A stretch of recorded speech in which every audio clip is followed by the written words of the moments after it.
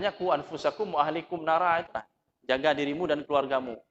Berarti kesalehan itu bukan untuk diri kita saja, pasangan kita saja, tapi anak-anak juga, cucu-cucu diajarkan adab tentang Islam. Diajarkan kepada mereka bagaimana seharusnya masuk rumah, bagaimana seharusnya makan, bagaimana seharusnya minum, diajarkan semuanya. Jangan sampai setan masuk dalam kehidupan kita melalui orang-orang tadi. Orang-orang yang lalai tadi.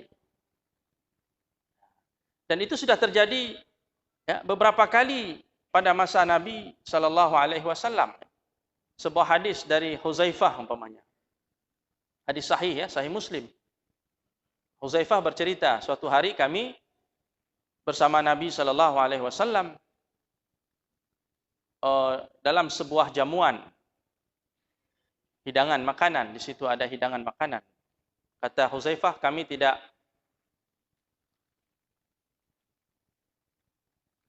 menjulurkan tangan kami untuk mengambil makanan itu sampai Nabi SAW pertama yang mengambilnya.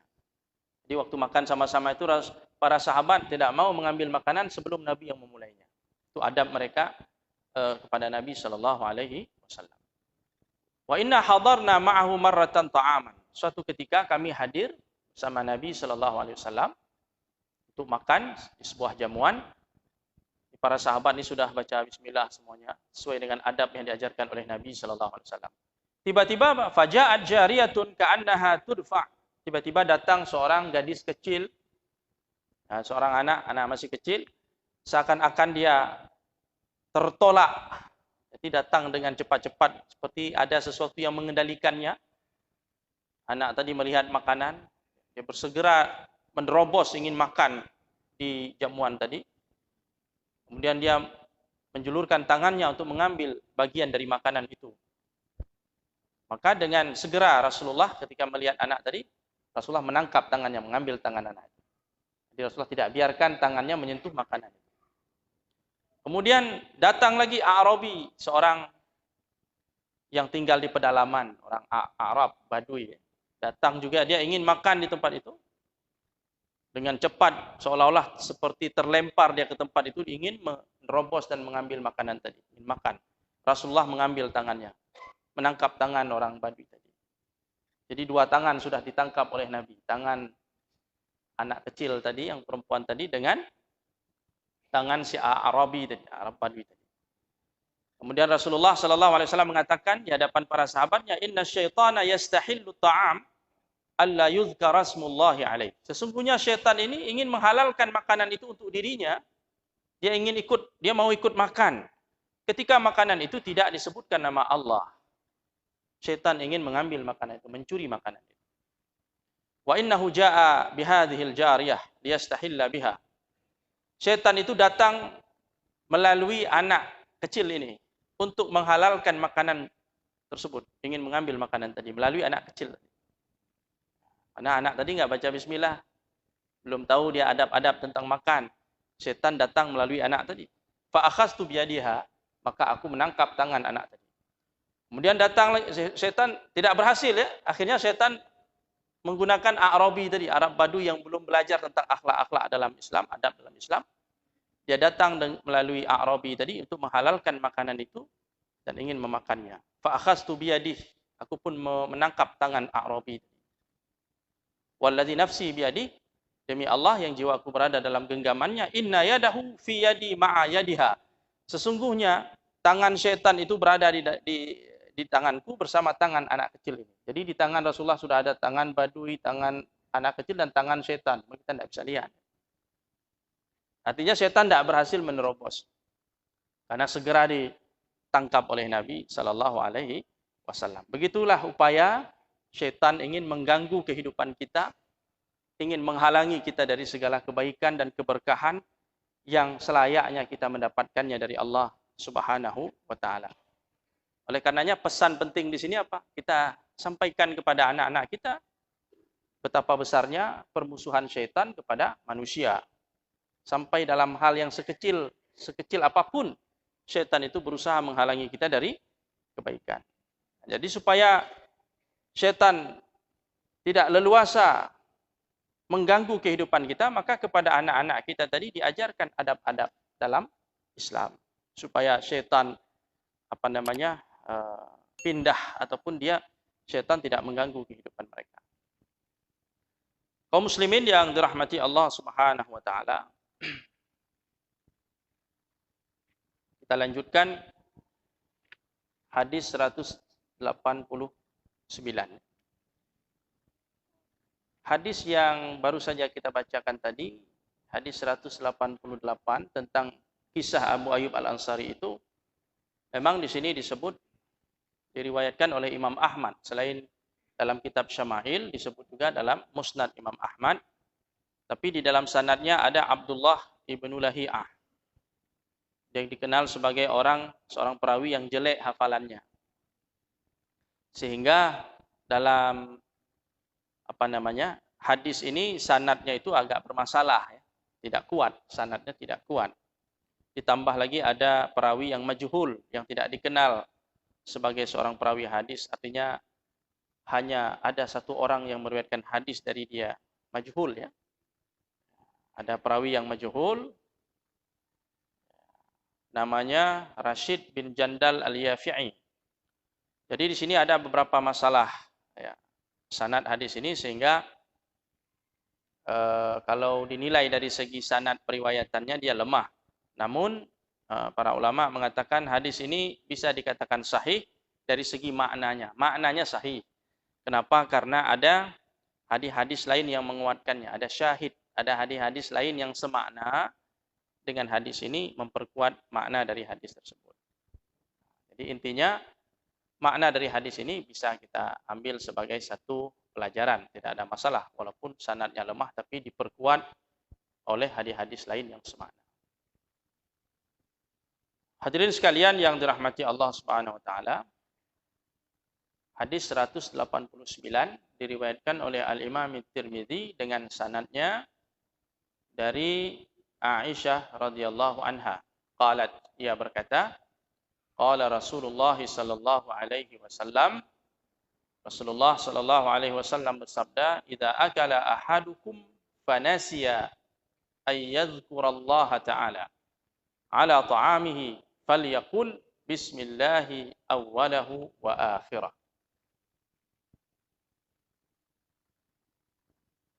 Nabi sallallahu alaihi wasallam bersabda, apabila salah seorang dari kalian makan, fanasiya an yadhkurallaha ta'ala, kemudian dia lupa menyebut nama Allah ketika akan makan, falyaqul, maka hendaklah dia mengucapkan bismillah awwalahu wa akhirah ketika dia teringat. Ya, pada awalnya dia lupa membaca basmalah, kemudian pada saat dia makan dia teringat, kemudian dia baca bismillahi awwalahu wa akhirah, artinya dengan nama Allah di awal dan di akhir. Jadi apabila zikir itu dibaca, bismillah yang seperti ini dibaca, maka keberkahan yang hampir hilang tadi kembali lagi, ya, bagi orang yang makan itu. Dan Rasulullah SAW pernah melihat seseorang yang makan lupa baca bismillah, kemudian dia baca bismillah pada saat di tengah makan itu, pada saat dia sudah teringat, ya, akhirnya Rasulullah melihat syaitan itu memuntahkan isi perutnya. Jadi dengan dibaca bismillah tadi, syaitan sedang asyik makan, rupanya bismillah itu dibaca, syaitan pun memuntahkan isi perutnya. Rupanya syaitan itu tidak nyaman dengan zikrullah. Tidak nyaman kalau nama Allah itu disebut. Hadirin yang dirahmati Allah Subhanahu wa taala, hadis ini juga ada perawi yang bernama Ummu Kulsum Al-Laitsiyah. Dia dikenal sebagai majhulah, perawi yang majhul. Di perawi yang majhul ini kalau ada dalam sanad itu jadi sanadnya jadi bermasalah. Karena majhul ini namanya ada, sosok orangnya ada, tapi tidak dikenal sebagai seorang perawi hadis. Muridnya tidak banyak, hanya satu orang yang meriwayatkan dari dia. Sementara dia tidak pernah dikenal dalam periwayatan hadis. Tapi kembali lagi seperti tadi, Bapak Ibu sekalian, hadis yang barusan kita baca tentang bismillahi awwalahu wa akhirah, ini maknanya sahih. Secara matannya itu sahih, karena ada penguat dari hadis-hadis yang lain. Jadi memang metode dalam menilai sebuah hadis itu kompleks sekali. Itu para ulama menjelaskan metode tersebut di dalam berbagai macam ilmu. Jadi untuk menilai sebuah hadis itu melibatkan berbagai macam ilmu. Ada namanya ilmu dirasatul asanid, kemudian ilmu al-ilal, ilmu jarah wa ta'dil. Jadi banyak sekali macam ragam ilmu yang diperlukan untuk menilai sebuah hadis. Sehingga itu bukan kerja kita, itu kerja ulama. Belum tentu sebuah hadis yang sanadnya bermasalah langsung diklaim hadis itu lemah, belum tentu.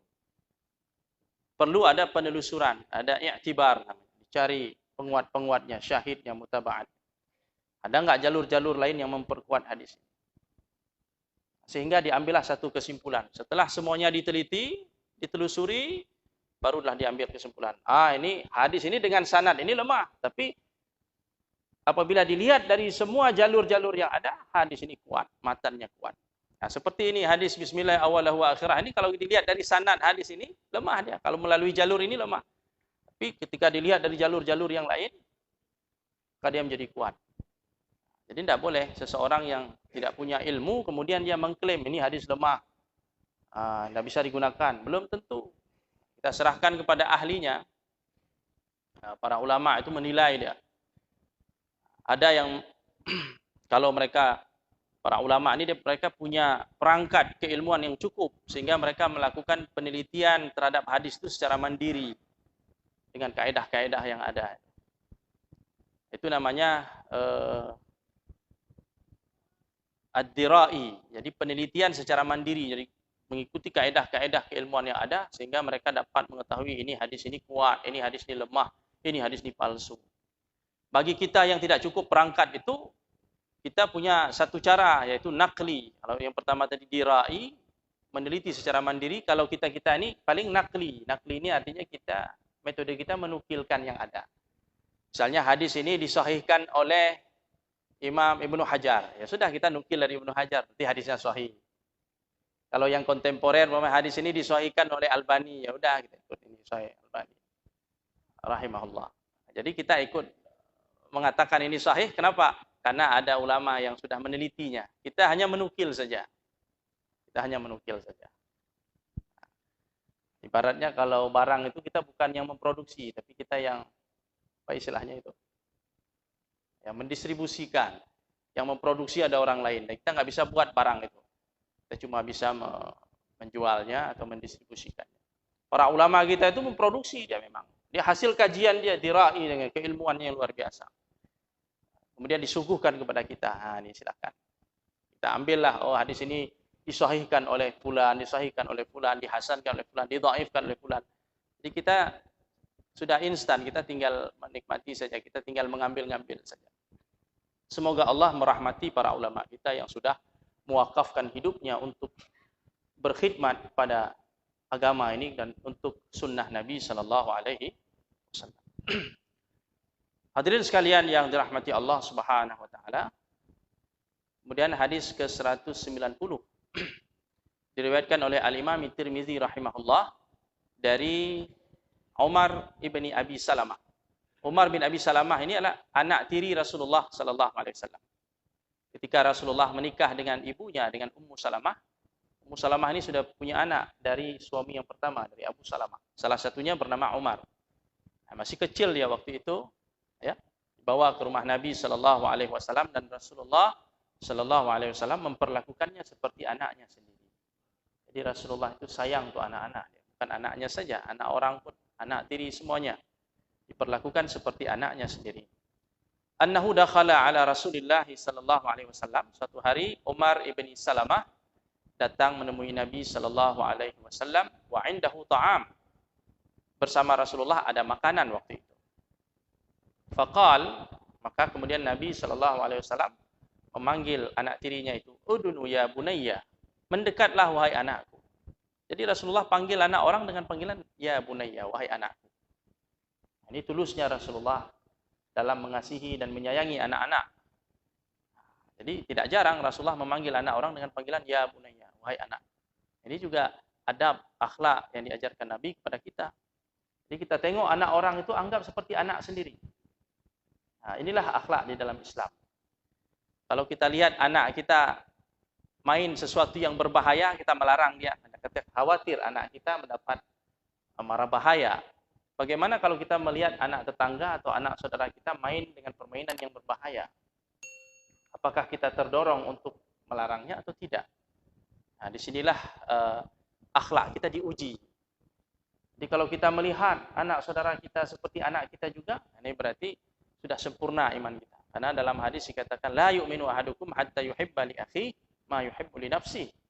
Tidak beriman salah seorang dari kalian sebelum dia mencintai kebaikan untuk saudaranya sebagaimana dia mencintai kebaikan untuk dirinya sendiri. Kita khawatir anak kita dalam bahaya. Kita juga harus khawatir melihat anak saudara kita dalam bahaya.